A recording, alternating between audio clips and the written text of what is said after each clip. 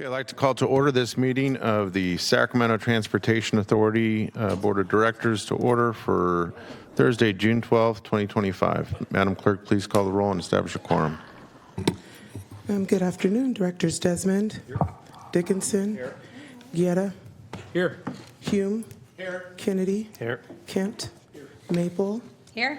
Rayful. Here. Rodriguez. Here. Singallen. Here. Spees. Here. Vang. Here. And Chair Cerna. Here. We do have a quorum. Okay, if you could please read our statement. This meeting of the Sacramento Transportation Authority is live and recorded with closed captioning.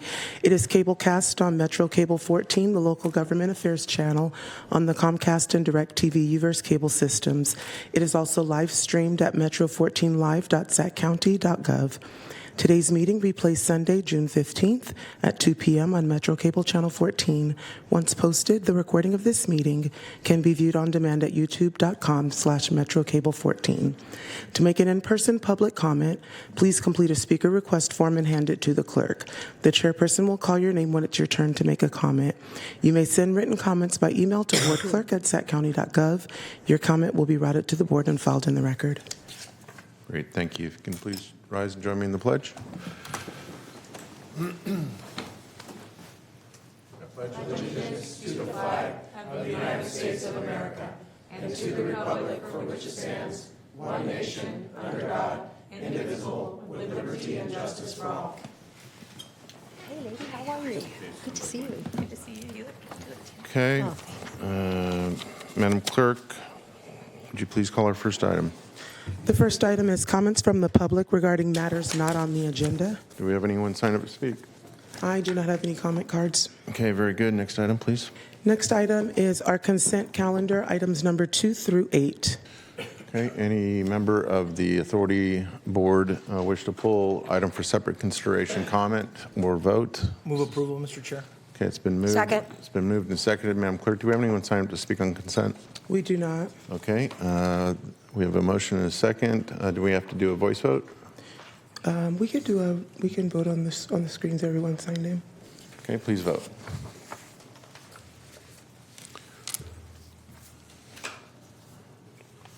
And Director Maple, where'd she go? Hit yes for Roger, which it goes for. You've been in the assembly.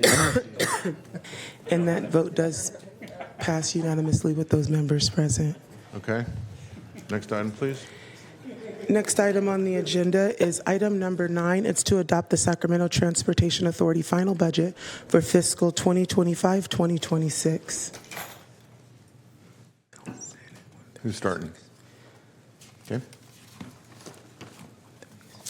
Hello. So, good afternoon, Chair, Vice Chair, and Board of Directors. I'm Dustin Purinton, the Accounting Manager with STA, here to present the final to be approved 2026 budget. So we wanted to summarize a couple of the key updates and decisions in the 2026 budget, focusing on the changes since you saw the draft in May last month. So the appropriations limit has been updated according to law. The timing on the release of that's after the budget draft comes to the board, and that new appropriations limit is $392.4 million. That was item 5 on the consent calendar today. The total appropriations for this budget is $228.9 million, well under the appropriations limit. So there's also a new budget allocation in here. Since the draft had come to the board, it is an $80,000 education and community listening session allocation. And the purpose of this is to assess and communicate the need for a future transportation measure as determined by the new funding subcommittee that some of you are on. And we also have updated the communication specialist position. It's still included in the budget, but there are a couple of contingent pieces in there. The board chair needs to approve it, and it is subject to further subcommittee discussion before that is approved. And the role of this position is to support public education and outreach for Measure A and future potential measures. So in closing, I'd like to say that this budget reflects financial prudence and strategic investment in engagement and education. And I'm open for any questions on what's before you. All right, thank you, Dustin. Any questions for staff? Seeing none, Madam Clerk, do we have anyone signed up to address this matter? Not Chair. Okay. All right. If there's no comment from board members, no questions, been moved. Second. It's been moved and seconded. Please vote. Oh, we Can we need to take take a a, voice. we don't have everyone signed in, so can we take a roll call vote? Sure. Team. Desmond? Aye. Dickinson? Aye. Guerra? Aye. Hume? Aye. Kennedy? Kent? Maple? Aye. Nelson? Aye. Rathel? Aye. Rodriguez? Aye. Singallen? Aye. Spees? Aye. Talamontes? Vang? Yes. And Chair Cerna. Aye. Thank you. All right. Motion carries. Thank you. Next item, please. Item number 10 is to receive an introductory presentation on the development of a countywide vehicle miles traveled strategy.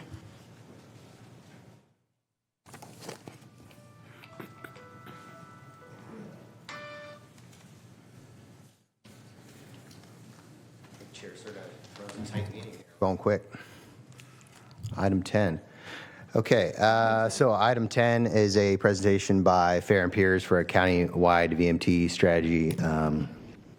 And first, we're kind of this is one of 3 workshops. This first workshop, we're really going to talk about, what is SB 7043 and CEQA and how it relates to VMT and how what it's going to sort of look at in the future, what is potentially possible. Agenda-wise, we're going to talk about background and methods, then threshold and mitigation.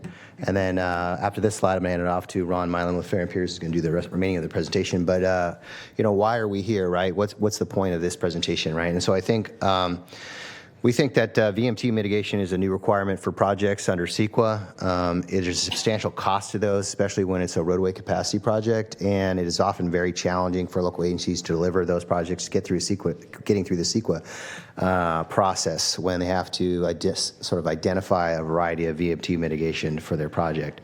Cost-effective VMT mitigation is really difficult to find and then to implement. So we see there's a lot of challenges with this as we move forward with some of our projects. There's potentially some opportunities here. So a county-wide approach could streamline some of that identification of VMT mitigation, allow projects to get through CEQA quicker, and it will allow us to potentially redirect some of those VMT mitigation funds into some high-priority projects as well. So that's the opportunity side. And so for this presentation, we're going to have Ron Milam kind of walk us through the 101 on this particular topic.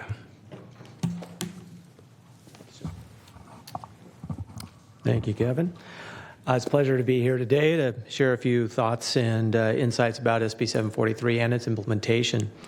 And I like the way Kevin framed it in terms of there are some real opportunities for an agency like STA because of the types of projects that you deliver. Some of those projects do involve potentially adding capacity to the roadway system that could induce VMT, but others, your active transportation and transit projects, can actually reduce VMT and qualify as mitigation measures in and of themselves for other projects. But give you a little bit more background about 743 and kind of how it evolved, how we got here, and kind of what's next with respect to the mitigation. I wanted to start with something really simple. VMT in its most basic form is a very simple metric. It only involves 2 variables, basically the number of vehicle trips multiplied by the length of those trips.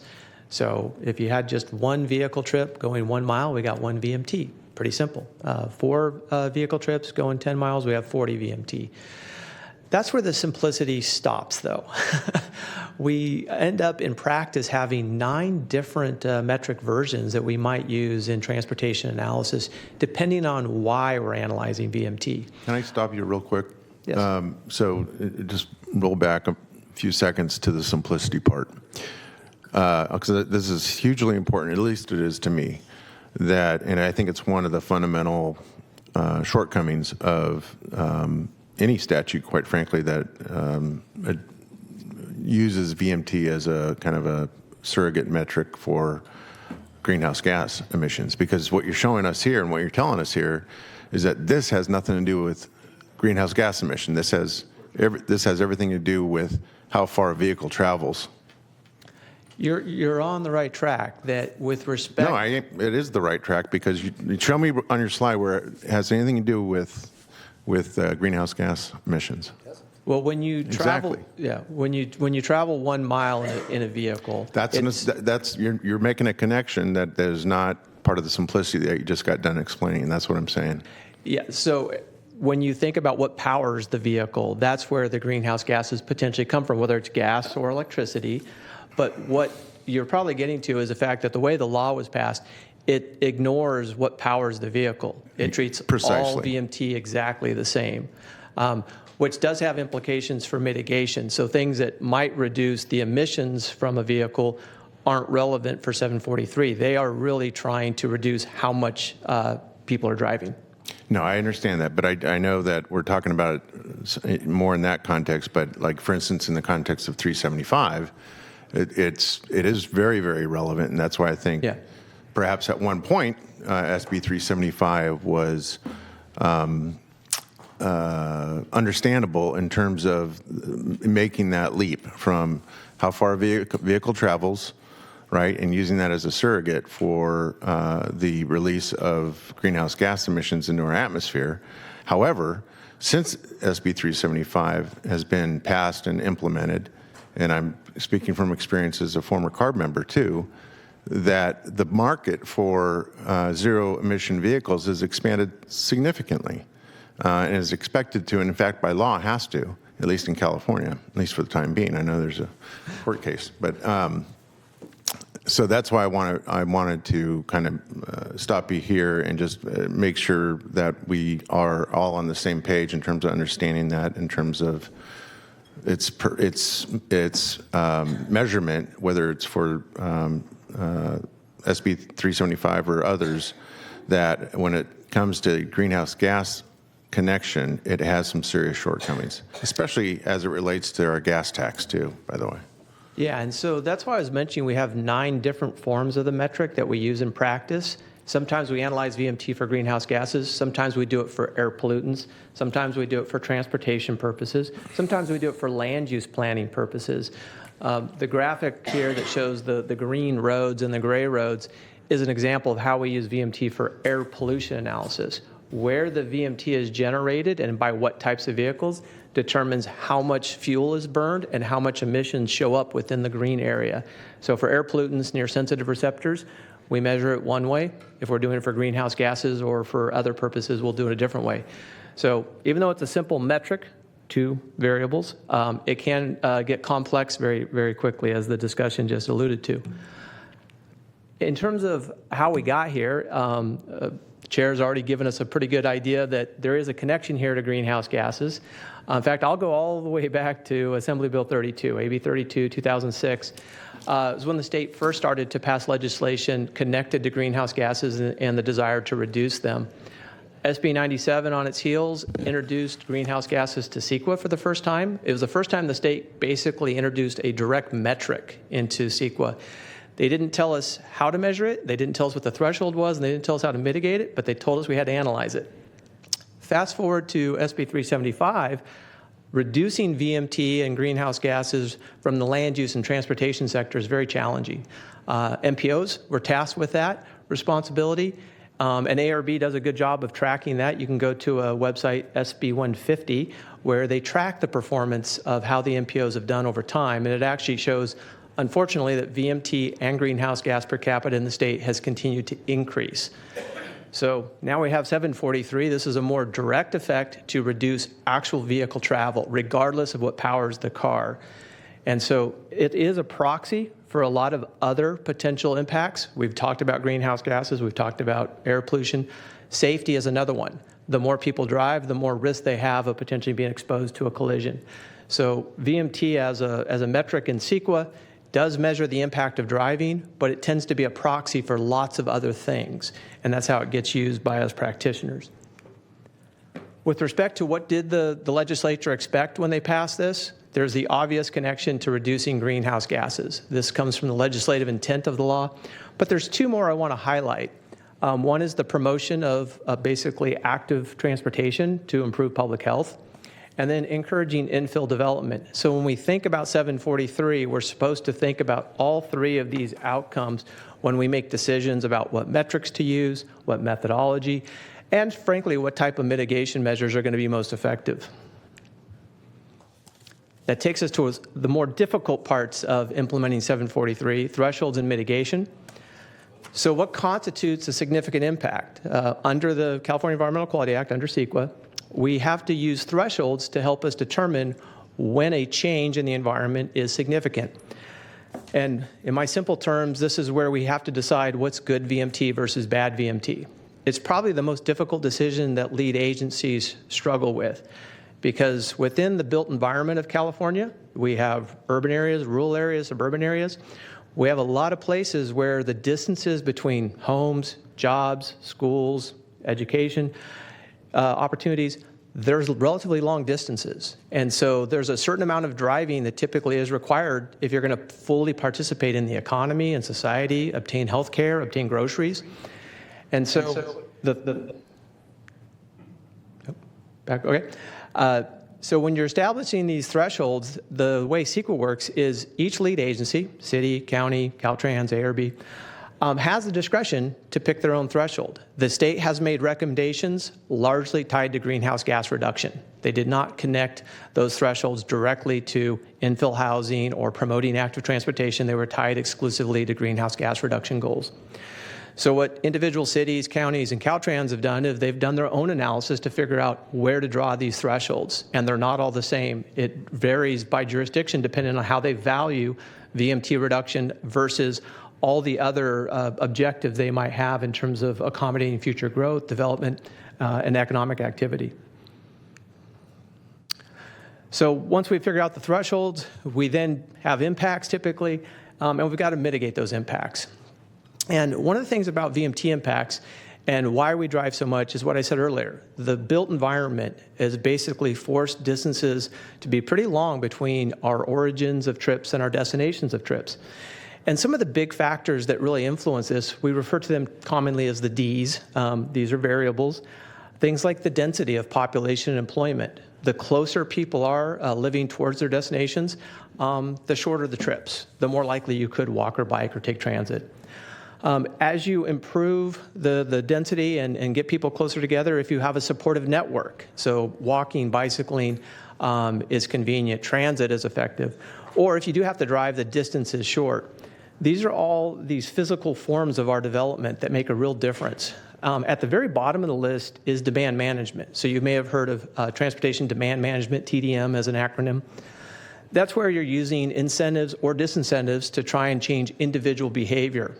And the challenge with these different D variables is if you think of them as a pyramid, the basis of our communities and our regions are all in that physical development. That's where you have the biggest effect on how much we need to travel by vehicles. So your regional infrastructure, your regional policies, and that location efficiency of our land uses is the biggest effect. That's what we'd like to change if you're trying to reduce how much people need to drive. At the very top of the pyramid is where we're least effective. We call that building operations, or TDM. Picture an office building where you're offering the tenants of the building transit passes as an example. That has what we call a nudge effect. It has to work with each individual person, and each individual person has their own reasons for why they might drive or take transit. And so when you're trying to nudge individuals, it's very difficult to change behavior. And so we tend to be less effective at the top of the pyramid. And the problem with the top of the pyramid is if you're doing transit passes or something like that, you have to do it every year continually, so it's expensive. And guess what? The building tenants change over time. So 4 years from now, the building tenants could be completely different. The same strategy doesn't work anymore because they don't want to use transit. They'd rather bike. So you're always constantly trying to keep up with the tenants and change your strategies. And those strategies, like I said, are going to require you to pay for them every single year. So when we think of this in the construct of a mitigation program, or the idea of crafting a program, what happens right now in practice is without a program approach, every project has to mitigate its own VMT impacts. And for transportation projects, most of them are done on what we call on-system mitigation. The mitigation is tried to be built into the project. You might imagine that's kind of difficult on a freeway project. How do you build elements into the freeway itself to reduce VMT? A little bit easier if you're doing something like a complete streets project, where the intent is to accommodate all the different users and modes, but it's still a challenge. So we do look to off-system mitigation. So these are other projects that could be implemented maybe in the city, the county, or in some cases even the region. The challenge there is there's a lot of coordination between jurisdictions. Part of CEQA mitigation is the mitigation measure has to be effective and enforceable. And if the mitigation occurs in another jurisdiction, you have to have an agreement with that jurisdiction to implement. So that leads us to program level solutions. How do we take at a city, county, or even sub-regional level, how do we pull the most effective mitigations together in a program and make it easy to implement? That's what a lot of agencies are exploring now. What that looks like in practice, if we're doing the on-system mitigation only, we're just trying to build it into the projects, and it's a little easier to do if you're doing this for arterial projects, local agency projects.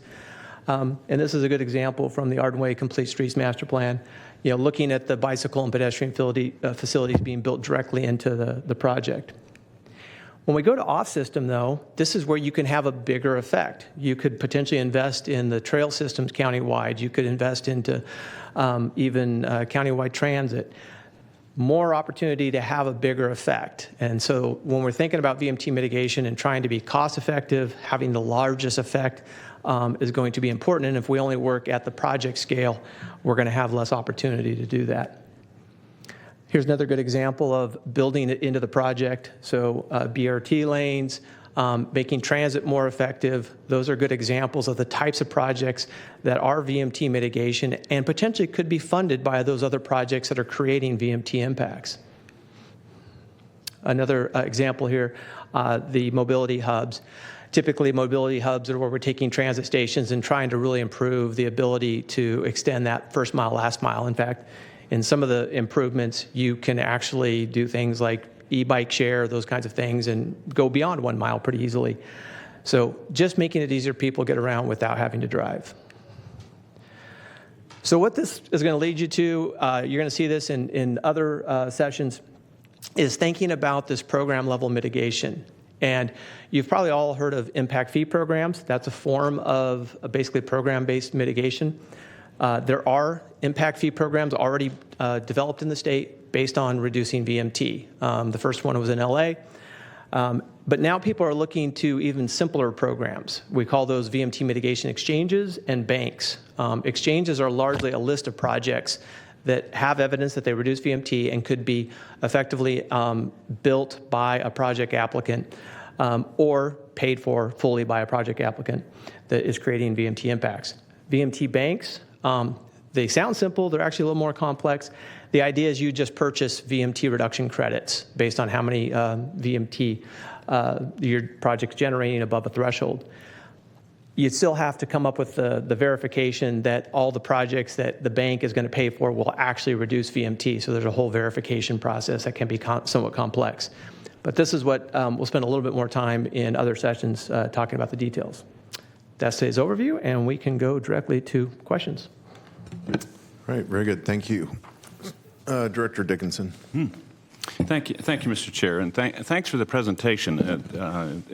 It's really quite intriguing, and I want to comment more on that in a moment. I will say, by way of full disclosure, that, of course, SB 743 was a bill by then Senate Pro Tem President Darrell Steinberg, and I actually managed the bill on the Assembly floor, so I've got a little bit of history with it as well. And I would say that it was really fundamentally focused on two things. One was to get away from using level of service as the measure for what needed to be done to mitigate traffic impacts with new development, because level of service just meant you build bigger facilities rather than looked at how you could reduce travel.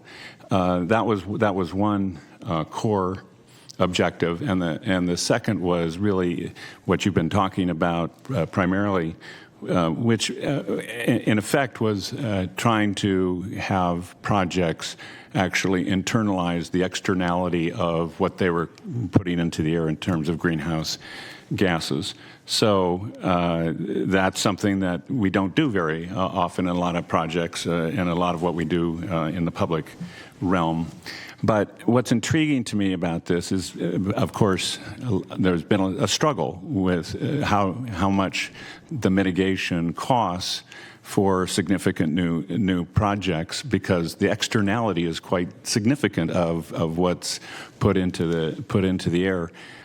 And it makes it hard on a single project basis lots of times economically to make that project work with the kind of mitigation that's required.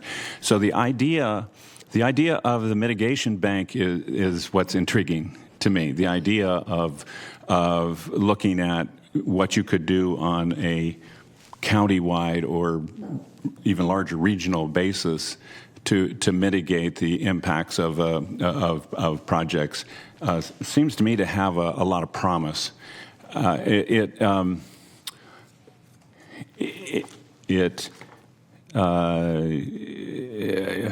is, as one could say, problematic to the extent that it might allow projects to happen that otherwise you would say that's really not a project we should build, because you get the mitigation over here, but you get the impacts over there where the new project is built.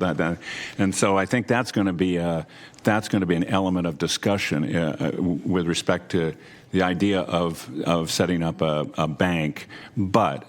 At the same time, there are projects clearly that we would all like to see happen to enhance and grow our county, our region, our cities. And so looking at alternative forms of meeting the requirements of SB 743, like using a bank, to me, make great sense to explore. So this is the first of 3 presentations I think you said, Kevin, you're going to do on this. I look forward to the next 2. But can you tell us whether anyone has in any kind of concrete or tangible way started to work on or move forward in any place around the state the idea of a mitigation bank for VMT? Yeah, so the 3 different program types: impact fees, an exchange, or a bank. Impact fees are in place in a few places. The first one was in LA as part of their West Side specific plan. City of Orange also has one. Some jurisdictions have done in lieu fee programs, kind of a light fee program, like San Diego. At the next level, the banks or exchanges, there have been pilot studies. City of LA through LA Metro did one of the pilots where they were basically testing the use of transit pass subsidies as an exchange or bank format. So they move things probably the furthest along, where they actually had the data to do the verification. And you do find some things that maybe are unique or surprising. This is all new. So each one of those pilots that's going on is helping us to advance the practice to figure out what is the best way of doing this.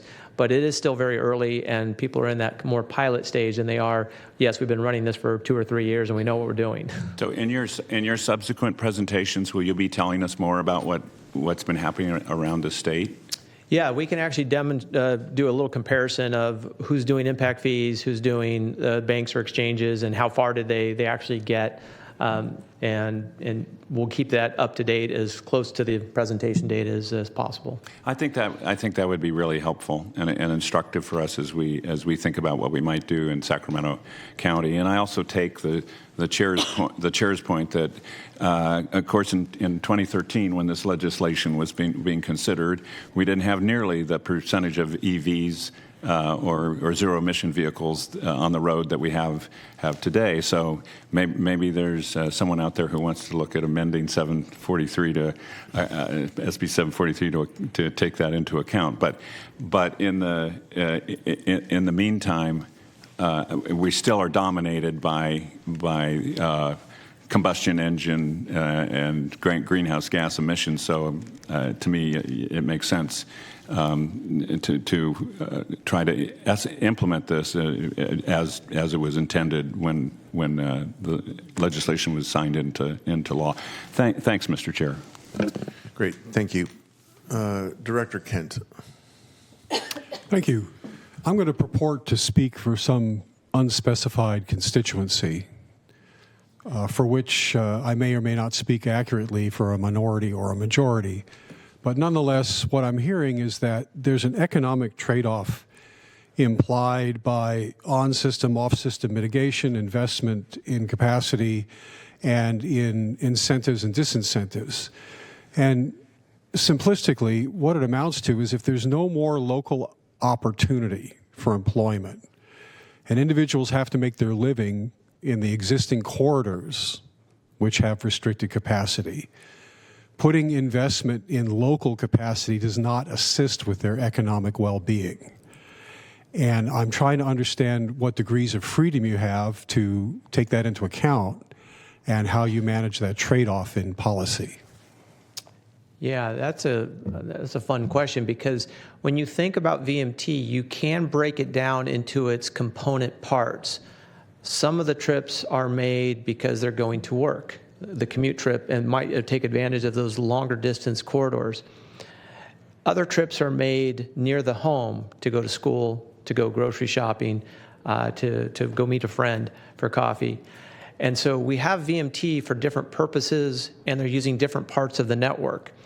And so you can measure the VMT for each of those component parts, and you can target your mitigation to each component part. Are you trying to reduce those long-distance commute trips, or are you trying to reduce those local driving trips and get more of those made by walking and bicycling or on transit? So you can become pretty sophisticated with how you target the type of VMT you want to analyze and what type of mitigation strategy, such that you can address whatever your community values most. And so there's no right or wrong here. It comes down to how do communities value VMT and VMT reduction.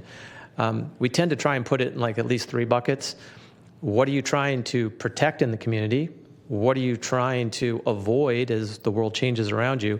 And then what are you trying to create? Are you trying to create more opportunities to walk and bike? That's one thing.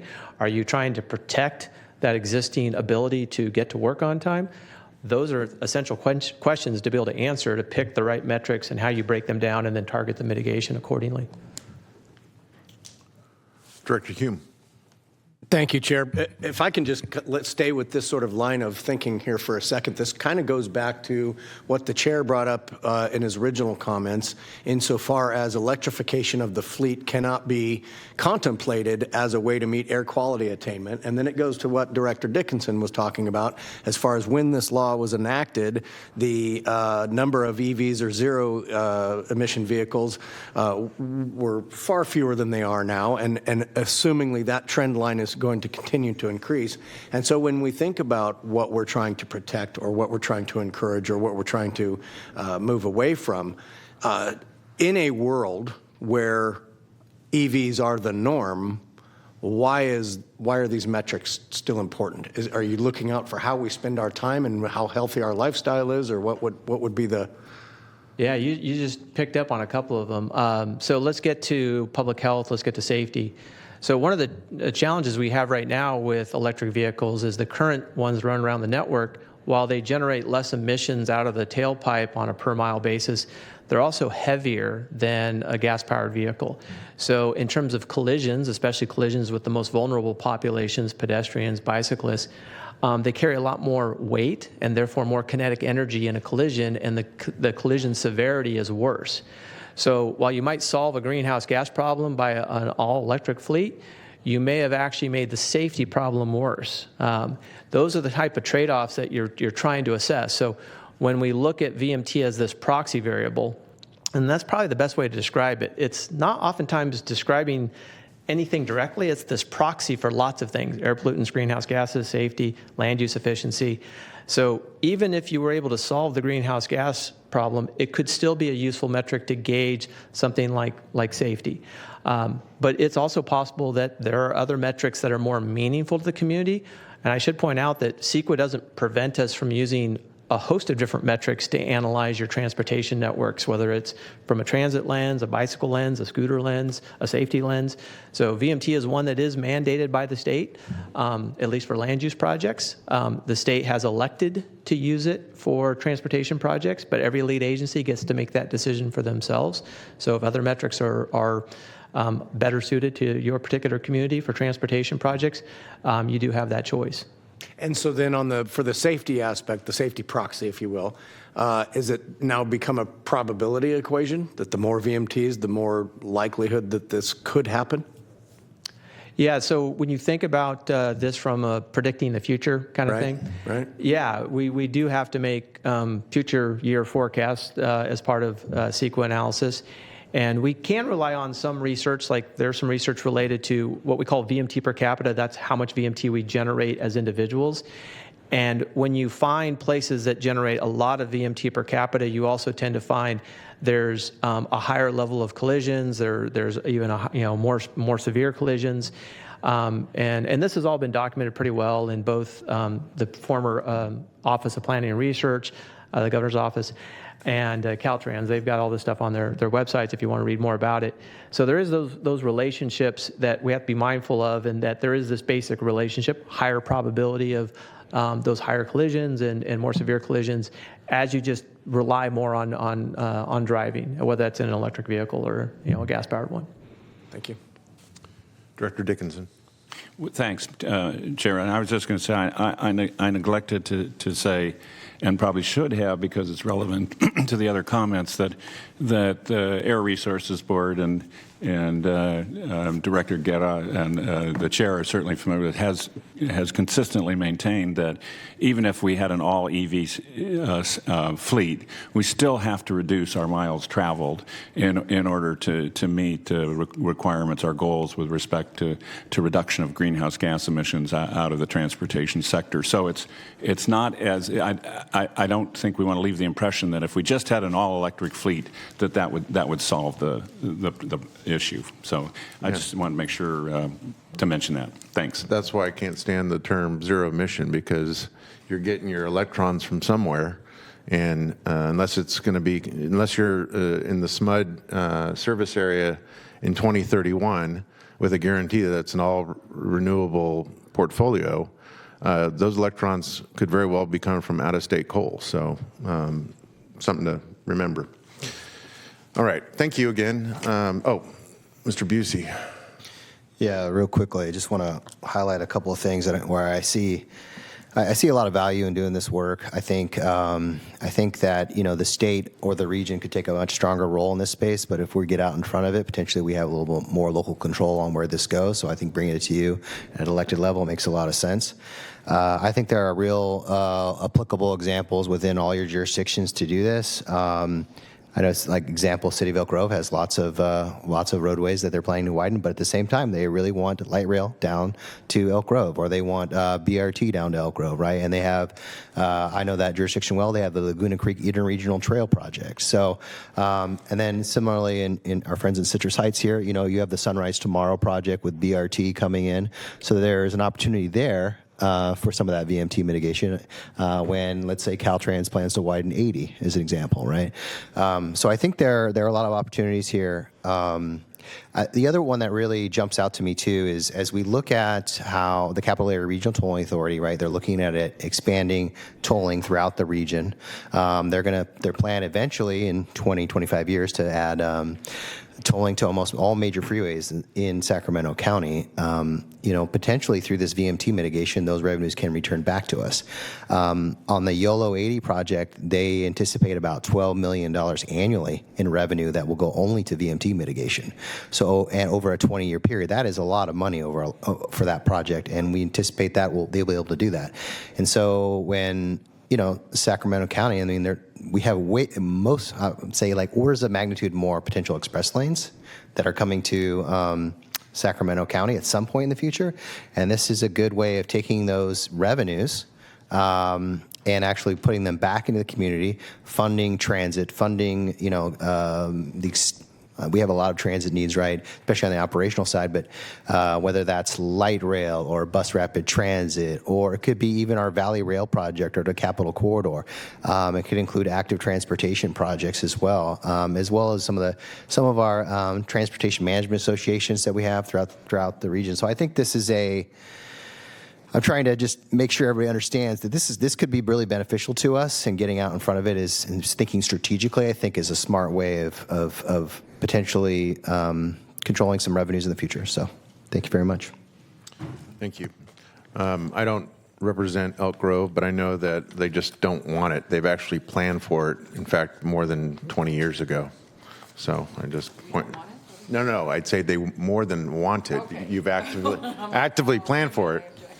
No, I'm speaking as a former project manager for Laguna Ridge, where there's an active IOD in the middle of the project for a light rail station. So, all right, very good.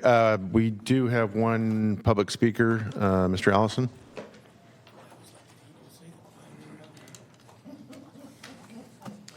Good afternoon. Dan Allison, representing myself. It was a good presentation, and I look forward to additional ones. I think program level mitigation is well worth exploring. I think it's a great idea.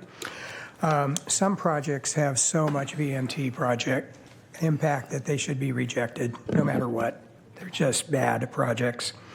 I ask, how will geographic equity be handled? What if an upper income community gets bike facilities and a lower income community gets more VMT with auto pollution and traffic violence? The point that VMT is also a proxy for safety is an important one. I realize it's not part of 743, but it is critically important. Every vehicle on the road decreases safety for people using other modes. The banks and exchanges sound similar to me to cap and trade that this state has, which has its pluses and minuses. It's been criticized, but has also been very effective.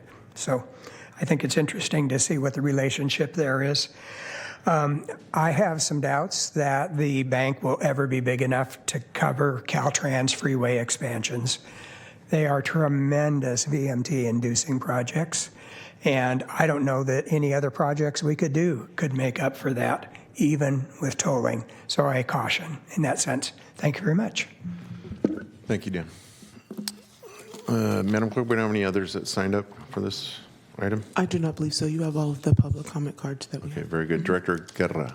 Yeah, thank you, Mr. Chair. I'd be remiss if I actually, didn't highlight a concern that I was waiting to ask until the study comes back, but I want to lay it out there. One of the concerns about banking that I would fear, and it's similar to that of looking at a freeway, but I think it'd be a travesty if a bank that was created, say even to fund our a bus rapid transit system through Stockton Boulevard and all in active transportation projects, would still result in what we have today on some interior avenues where you have 3 lanes going each direction, and as a trade-off. Because I think that has led to the separation in communities and neighborhoods, the safety issues on intersections. So I want to make sure that from the onset, I think there is some benefits to looking at a bank, but not at continuing to replicate some of the terrible transportation designs that have only continued to create some of the problems that we're trying to turn back today. So I'll leave it at that. Thank you, Director. All right, this is just an informational item requiring no action on our part. So with that, we will go on to the next item. Item number 11 is the Executive Director's Report. Okay, thank you. I want to follow up on some of the comments from the last board meeting regarding Stockton Boulevard and the Capital Corridor project. So yeah, staff, we kind of reached out to some of the board members that had some comments about that project. And then we talked with the City of Sacramento staff as well regarding its current status and potential next steps. So We talked to city staff. They're willing to come back to SDA for a presentation if that's something the board wants on that project. They've initiated a consultant for initial design / environmental work. So I think they're interested in getting that going a little farther. So it might be fall / winter before they would want to come back. But I would like to hear from the board on if that's an interest for that to come back as an informational presentation.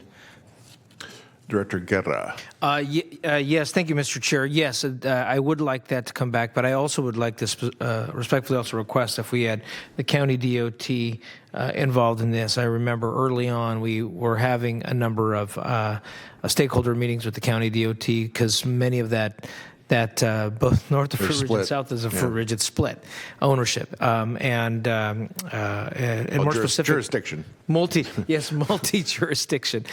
So if we could do that, and also an update on the MOU between the three agencies. So, yeah. Good call. Director Maple.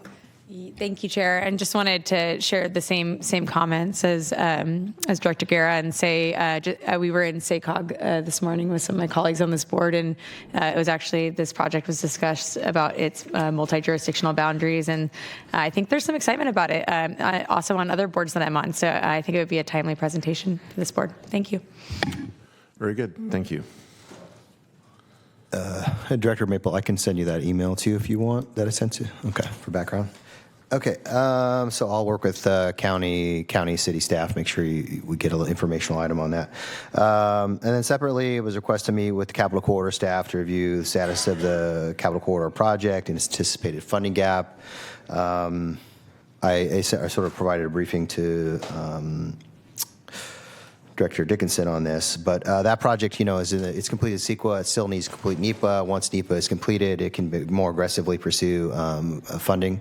So it's in a little bit of a halfway between CEQA and NEPA right now, but I anticipate it'll be much more competitive once it's through NEPA, and there's some opportunities for federal funding for that in the future. And then I think, with those two projects, those are not Measure A projects. So I think it makes sense for this broader question of how are we going to support these non-Measure A projects, and that goes back to the subcommittee on what should SDA be doing, right? So I'm going to make sure that gets referred back so we have some level of understanding of how we deal with these types of projects in the future. And then the SB1 competitive programs. So the CTC released staff recommendations on that last Friday. We had four applications submitted throughout actually within the Sacramento area. Of $127 million was requested. None of those projects were awarded, with the exception of the I Street Bridge Replacement Project, which received $25 million. There's a lot of reasons probably why a lot of the projects did not get awarded, and we're going to do debriefs with the CTC staff. I've reached out to all the applicants, PCTPA, Derek Minima at the Connector, and James Corliss. I've asked that we meet and discuss, because this is the first time we've done a regional prioritization to try to make sure we're all moving in the same direction. There's a priority across the region, and the fact that none of the projects that were prioritized either by SACOG or SDA were funded is concerning. And I don't want to repeat the same thing, and let's just make it better. I'm very happy that the I Street Bridge project was funded. I think that's a win for the region, so I'm excited about that. But I think there's a little more work to do on that. Kevin, Director Kennedy. Yeah, Kevin, I don't mean to interrupt you. I'm sorry. I just, just as a thought, it would be interesting to see if our Freeway Emergency Assistance Program has seen an uptick on Highway 50 since this project's been going through. I don't expect you to answer that now, but it would be an interesting thought. We'll take that as a follow-up item. Yeah. I will say, we have an existing agreement that we extended on consent, which allows us to provide additional services during construction, and the Caltrans is using that. So I know on this weekend there's some actually work on 80 with a lot of closures, and we're providing additional service. But we can get you an answer on that. Thank you. Thank you. And then Just a reminder, the next July, there's no board meetings because we have a recess. And then in August, we anticipate coming back with some of those VMT mitigation program options for discussion. And then we anticipate that every year, SACOG goes through this process where they identify the regional priorities for federal funding. They're going to restart that process again. And so we anticipate potentially some action in August associated with that to make sure that the priorities within Sacramento County are reflected within what SACOG provides and what's used ultimately for cap to cap. Thank you. Great. Thank you, Kevin. Any questions for our executive director? Okay, thank you. We do have one member of the, oh wait, that's the next item. We don't have anyone signed up to speak on this matter, correct? We do not. Okay, very good. Next item then. Our final item is comments and reports from authority members. Okay, Director Talamantes, any report out on Cardiff? Nothing really exciting. I mean, we did a roadmap and timeline for staffing for the 80 Causeway project. We talked about toll exemptions and toll enforcement and violations and releasing proposals for toll program management and on-call services. And I got volunteered to be on the committee to interview the people that apply. Very good. Thank you. Director Guerra, do you have anything to report on the new transportation funding subcommittee? Yeah, we had our first meeting today with the chair of the subcommittee from Regional Transit, happens to be sitting next to me, Board Member Maple here, and we did discuss some information about how the multiple agencies can work together and will be working together. Also, do want to thank for our early conversation with the subcommittee that directed our staff, Kevin Busey and his team, to begin to communicate with all our respective city managers and DOT directors moving forward on how to best communicate with our constituents and the next steps. Very good. Thank you. And then Mr. Hume, anything to report out on the, we got to find a better name for this, the role in the region subcommittee? We'll take nominations after We're the working meeting. on a new name. There you go. Very good. All right. Mr. Allison?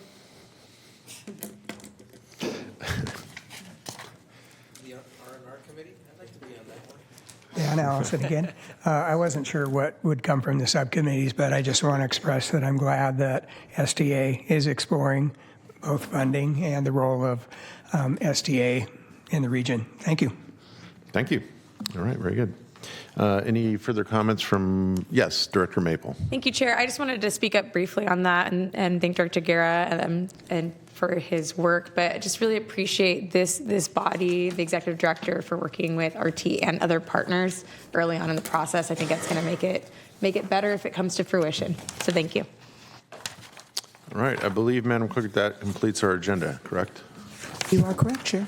All right, if there's no further business before this board, then we are adjourned.